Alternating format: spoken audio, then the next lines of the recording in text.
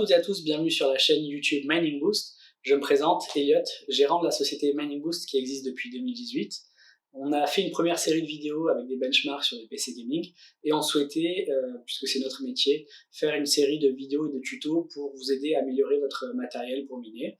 Donc on commence dès aujourd'hui avec une première vidéo dans laquelle on va vous expliquer comment mettre en place le Dual Mining ETH et Toncoin en passant par Simple Mining OS et LolMiner.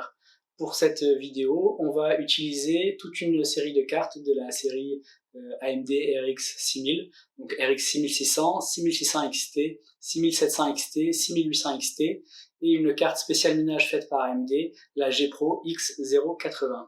On est donc sur notre dashboard Simple Mining où on retrouve notre rig avec nos 5 cartes et qui est en train de miner de l'ETH sur TeamRed Miner. Alors comme on souhaite faire du dual mining, on va tout simplement ajouter un nouveau groupe config. Donc actuellement on est sur le groupe config TeamRed Miner et on va créer un nouveau groupe qu'on va appeler de manière assez explicite LolMiner Dual Mining ETH Ton. On sélectionne donc mineur programme LolMiner dans la dernière version, évidemment, celle qui permet de faire du dual mining Toncoin.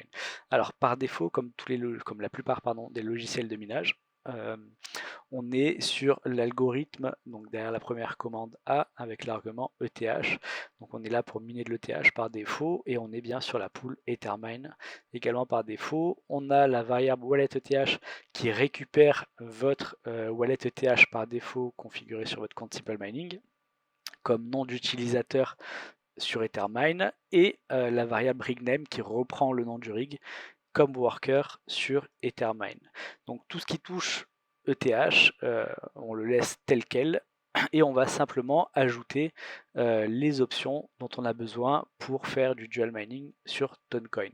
Alors pour ça, on va aller sur le GitHub de LolMiner et première chose à faire, on va rajouter la commande dual mode TonDual qu'on va rajouter tout de suite après l'algo ETH. Alors pourquoi tout de suite? Il n'y a pas d'ordre au niveau des commandes, c'est juste pour qu'on comprenne tout de suite dans le logiciel en regardant les mineurs options qu'on est bien sur du dual mining. Ensuite on va rajouter la deuxième pool via la commande dual pool. Hop, donc là on va laisser tout ce qui est ETH, pardon, hop, et on va le rajouter juste après. Donc pour ce test, on est sur whalestonpool.com qu'on va rajouter ici. Et on va rajouter enfin la commande dual user. Et comme sur ETH, ça reprend en fait, si vous voulez, votre wallet par défaut de Simple Mining, ce n'est pas le cas pour le Ton. Il faut donc rajouter la clé publique de votre wallet Toncoin. Hop, juste après la commande dual user, vous rajoutez votre wallet Toncoin. Donc ce sont les seules choses qu'il y a à faire. Indiquer au logiciel qu'on veut faire qu'on veut utiliser le dual mode Ton via la commande dual mode et l'argument TonDual. Rajouter la pool via la commande dual pool et rajouter votre wallet Toncoin via la commande dual user. Hop, on sauvegarde.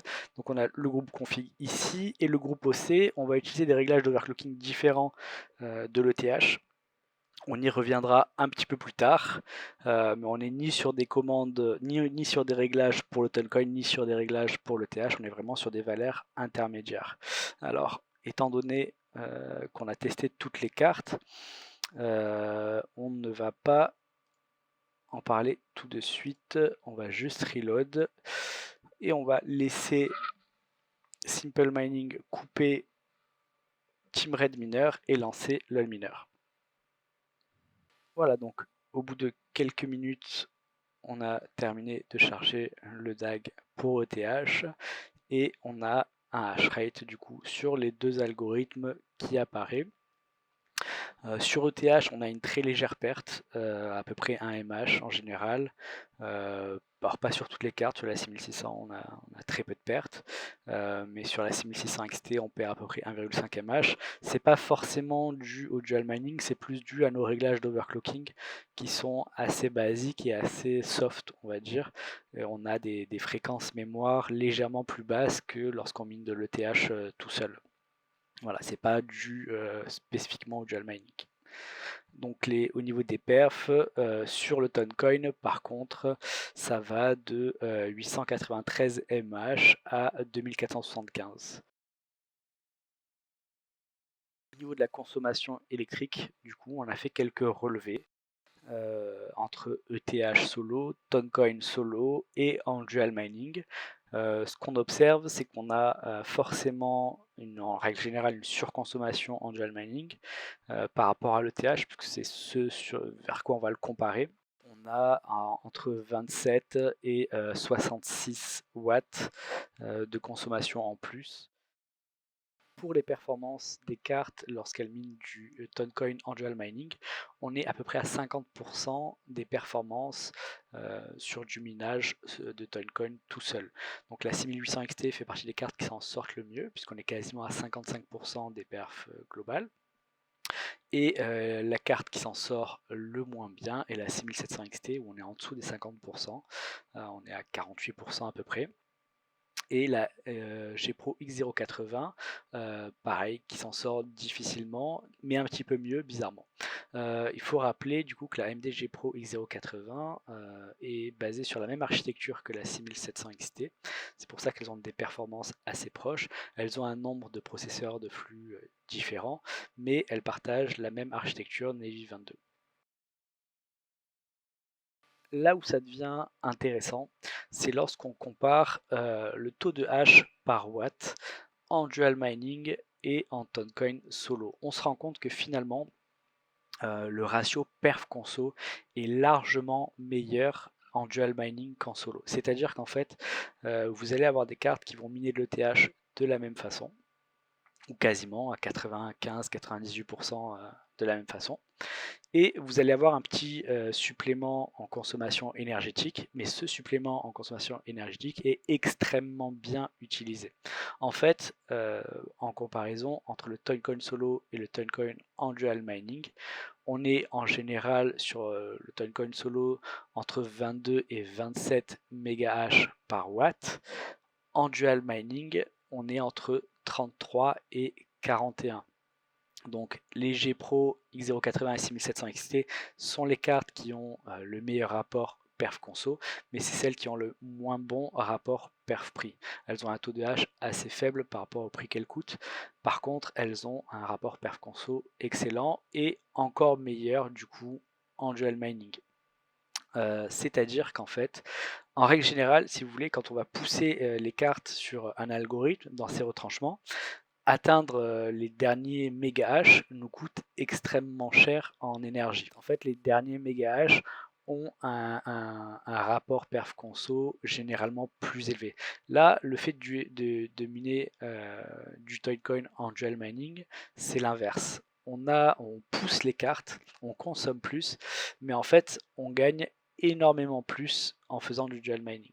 C'est assez paradoxal et c'est extrêmement intéressant parce que si amortir rapidement, puisque du coup le dual mining va vous permettre d'amortir plus rapidement votre matériel en générant plus de revenus, il va aussi améliorer finalement la durée pendant laquelle il va être rentable.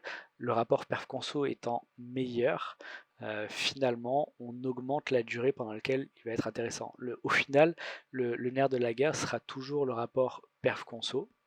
L'obsolescence se fera par la consommation électrique. Les vieilles cartes, les RX 580 aujourd'hui sont encore un petit peu rentables, mais on se rend compte que lors des périodes de creux, les cartes énergivores ne valent pas le coup d'être branchées et allumées et de miner. Il vaut parfois mieux éteindre sa machine. Si vous avez un rapport perf-conso qui est meilleur, vous allez pouvoir, même lors des périodes de creux, continuer de miner. C'est le plus important au final. Les seuls cas de figure pour lesquels il est déconseillé de passer sur du dual mining, si jamais vous êtes déjà au maximum de votre capacité électrique ou si vos machines ne sont pas en mesure d'encaisser la surcharge, soit en termes de chauffe, soit au niveau de la puissance électrique des alimentations. Au niveau des réglages en overclocking pour nos cartes, on est vraiment sur des valeurs intermédiaires, notamment surtout au niveau du core clock. Pour miner de l'ETH, donc sur les 6600, on va être plutôt à 950 MHz. Pour les 6600 XT, légèrement plus, entre 950 et 1 GHz en fonction des cartes. Et pour toutes les autres cartes, on est aux alentours généralement des 1200 MHz, 1200, 1250 suivant les cartes. Pour le Toncoin, on est entre 2,3 et 2,4 GHz pour les cartes, donc entre 2300 et 2400 en fonction de la qualité des cartes. Au niveau de la mémoire, on est légèrement au-dessus des valeurs utilisées pour le Toncoin, qui sont généralement entre 950 et 1000, mais on a réglé en tout cas pour ce test les cartes légèrement en retrait par rapport au niveau de fréquence qu'on utilise sur la mémoire pour ETH. En règle générale, on est plutôt aux alentours de 1075 sur la plupart des cartes, et on descend à 1060 vraiment sur des cartes qui ont des puces mémoire de mauvaise qualité. Là, on a réglé sur 1060 pour que ce soit stable, ce qui explique aussi qu'on ait une légère baisse de performance par rapport à nos rendements sur ETH quand on mine solo. Au niveau du core undervolt, étant donné qu'on a un core clock beaucoup plus élevé, on ne peut pas descendre aussi bas, donc on l'a réglé sur 725 qui est déjà un undervolt assez important. Et pour ce qui est de l'undervolt sur la mémoire, on a des valeurs standards, donc 1300 et 800. Vous trouverez dans la description de la vidéo un lien vers le GitHub lolminer pour récupérer les commandes servant à mettre en place le dual mining sur le Toncoin. Également la version écrite de cette vidéo dans laquelle vous allez pouvoir retrouver tous les réglages d'overclocking pour chacune de ces cartes-là. On va essayer de rapidement faire le même type de comparatif avec cette fois-ci des cartes Nvidia sur un panel de cartes allant de la 1660 Ti à la 3080 Ti. Si ça vous intéresse, n'hésitez pas à vous abonner pour être tenu informé des sorties des nouvelles vidéos. Merci et à bientôt.